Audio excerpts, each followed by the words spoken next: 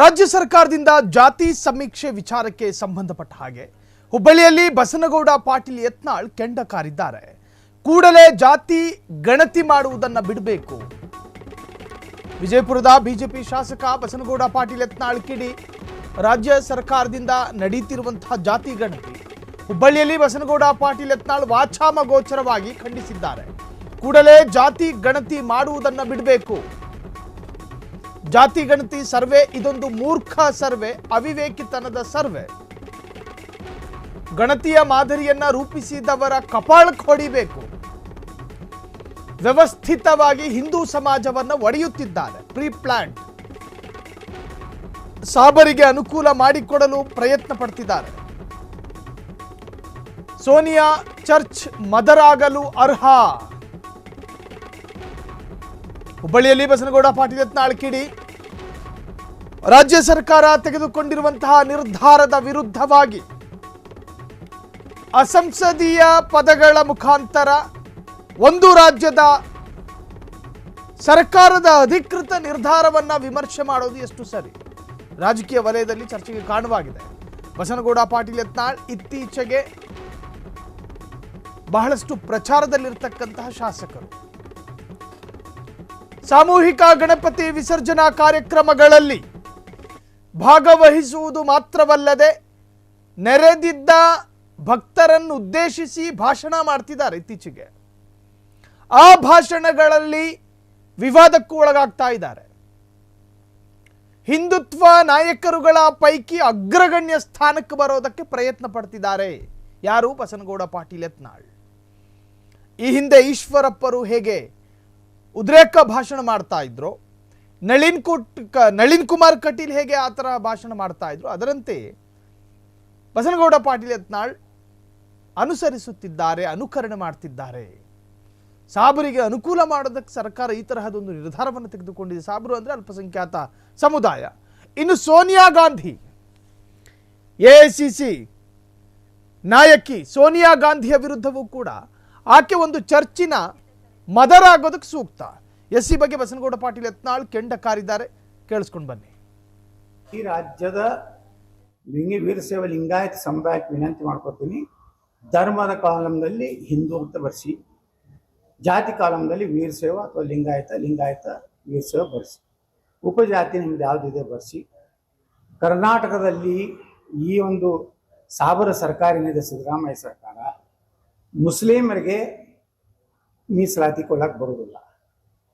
ಧರ್ಮಾಧಾರಿತವಾಗಿ ಮೀಸಲಾತಿಯನ್ನು ಬಾಬಾ ಸಾಹೇಬ್ ಅಂಬೇಡ್ಕರ್ ಅವರ ಸಂವಿಧಾನದಲ್ಲಿ ಎಲ್ಲೂ ಇಲ್ಲ.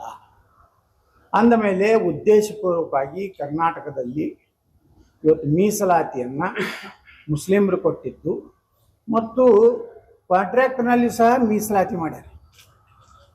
ಅಂದರೆ ಮುಸ್ಲಿಮರಿಗೆ ಕೊಟ್ಟಿದ್ದೇ ಅಸಂವಿಧಾನಿಕ. ಅದನ್ನು ವೀರಶೈವ ಮಹಾಸಭಾ ಖಂಡಿಸ್ತಾ ಬೆಳಗಾವಿಯಲ್ಲಿ ಪಂಚಮಸಾಲಿ ಸಮುದಾಯದವರು ತಮ್ಮ ನ್ಯಾಯ ಬೇಡಲಿಕ್ಕೆ ಹೋದರೆ ಸಿದ್ದರಾಮಯ್ಯ ಸರ್ಕಾರ ಲಾಠಿ ಚಾರ್ಜ್ ಮಾಡಿದ್ರು. ಅಮಾಯಕ ಜನರ ಮೇಲೆ ಯಾವ ಪಂಚಮಸಾಲಿಗಳು ಕಲ್ಲು ಎತ್ತಿಲ್ಲ, ಯಾವ ಪಂಚಮಸಾಲಿಗಳು ಬಸ್ಸಿಗೆ ಬೆಂಕಿ ಹಚ್ಚಿಲ್ಲ, ಯಾವ ಪಂಚಮಸಾಲಿಗಳು ಅಧಿಕ ಪೊಲೀಸರ ವಿರುದ್ಧ ಕೈ ಎತ್ತಿಲ್ಲ. ಆದಾಗ್ಯೂ ವೀರಶೈವ ಲಿಂಗಾಯತ ಸಮುದಾಯದ ಪಂಚಮಸಾಲಿಗಳನ್ನು ಇವತ್ತು ಒಂದು ರೀತಿ ಅಪಮಾನ ಮಾಡಿದಂಥದ್ದು ಸಿದ್ದರಾಮಯ್ಯ ಸರ್ಕಾರ ಇದ್ದಾಗ. ಅವಾಗ ಯಡಿಯೂರಪ್ಪ ಎಲ್ಲಿ ಹೋಗಿದ್ದ, ಶಾಮನೂರು ಶಿವಶಂಕರಪ್ಪ ಏನು ಮಾಡಕತ್ತಿದ್ರು, ಈಶ್ವರ್ ಖಂಡ್ರೆ ಏನು ಮಾಡಕತ್ತಿದ್ರು. ಇವತ್ತು ವೀರಶೈವ ಅಖಿಲ ಭಾರತ ವೀರಶೈವ ಮಹಾಸಭಾ 3 ಕುಟುಂಬಗಳ ಕೈ ಸಿಕ್ಕು ಒದ್ದಾಡ್ತಾ ಇದೆ.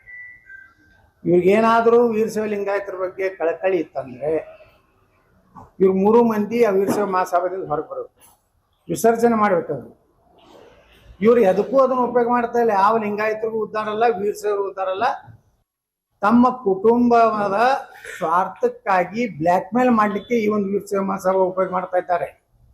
ಇದೇ ಯಡಿಯೂರಪ್ಪ ತನ್ನ ಕುರ್ಚಿ ಹೋಗ್ತದೆ ಅಂತೇಳಿ ಲಿಂಗಾಯತರನ್ನ ನಾನು OBCಗೆ ಸೇರಿಸ್ತೀನಿ ಅಂತೇಳಿ ಕ್ಯಾಬಿನೆಟ್ನಲ್ಲಿ ತರ್ತೀನಿ ಅಂಥೇಳಿ ಯಾವಾಗ ಕೇಂದ್ರದ ನಮ್ಮ BJP ವರಿಷ್ಠ ಮಂಡಳಿ ಯಡಿಯೂರಪ್ಪ ಅವ್ರನ್ನ ತೆಗಿಬೇಕಂತ ನಿರ್ಣಯ ಮಾಡಿ. ಯಾಕಂದ್ರೆ ಮಹಾಭ್ರಷ್ಟ ಲೂಟಿ ಮಾಡ್ತಾ ಇದ್ದಾನೆ ಅಂತ ಹೇಳಿ ಆಮ್ಯಾಗ ಬಹಳಷ್ಟು ಕರ್ನಾಟಕದಲ್ಲಿ ಪಕ್ಷದ ಒಂದು ರೀತಿ ಡ್ಯಾಮೇಜ್ ಆಗ್ತಿರೋಂಥ ಕಾಲದಲ್ಲಿ ತೆಗಿಬೇಕಂದಾಗ ಇದೇ ಯಡಿಯೂರಪ್ಪ ತಕ್ಷಣ ಕ್ಯಾಬಿನೆಟ್ ಕರೆದು ಒಂದು ಅಜೆಂಡಾದಲ್ಲಿ ಸೇರಿಸ್ತಾನೆ ಅಂದ್ರೆ ವೀರಶೈವ ಲಿಂಗಾಯತನ OBCಗೆ ಕೇಂದ್ರಕ್ಕೆ ಶಿಫಾರಸು ಮಾಡುವುದು ಅಂತ ರಾತ್ರಿ ಸೇರ್ತಾನೆ.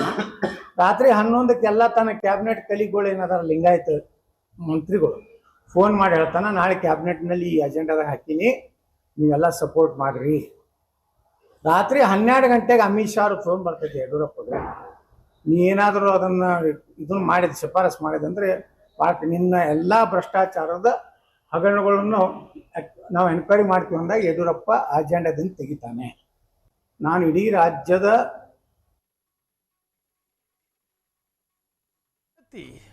ಅರ್ಥಾತ್ ಒಂದು ಧರ್ಮವನ್ನ ಅಥವಾ ಒಂದು ಧರ್ಮಕ್ಕೆ ಮೀಸಲಾತಿ ಅದು ಒಂದು ಅಸಂವಿಧಾನಿಕ.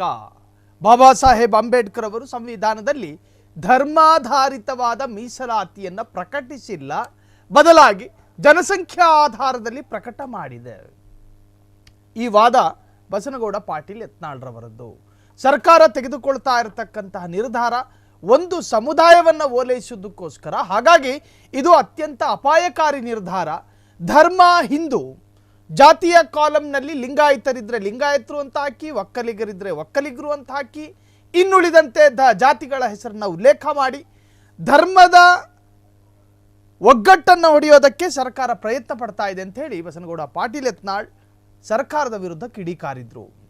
ಕ್ಷಣ ಕ್ಷಣದ ಸುದ್ದಿಗಳಿಗಾಗಿ ಫ್ರೀಡಂ ಟಿವಿ ಸಬ್ಸ್ಕ್ರೈಬ್ ಮಾಡಿ, ಲೈಕ್ ಮಾಡಿ ಹಾಗೂ ಫಾಲೋ ಮಾಡಿ.